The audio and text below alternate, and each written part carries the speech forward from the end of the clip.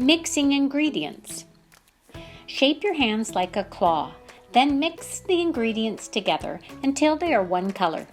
If you're adding wet ingredients to the bowl, make your hand into a fist and make a well or a hole in the dry ingredients. Dough, mixing with one finger. To combine wet and dry ingredients, the best tool to make dough is one finger. With your index finger, start making little circles to bring together the wet and dry ingredients. Little circles can become bigger circles until the dough starts to come together into a shaggy mass. Just roll the dough off your finger and you're good to go. Kneading dough. Kneading dough is just plain satisfying. You get to be part of the process of turning wet and dry ingredients into a smooth dough.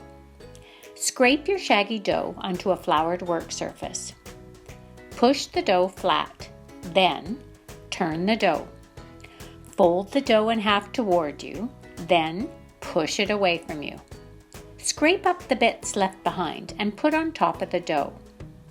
Turn the dough, fold it in half toward you, stretch and push the dough away from you. Once you've got this, you can speed up the kneading and really feel the need to knead. Raise your hand if you know the best tool in the kitchen.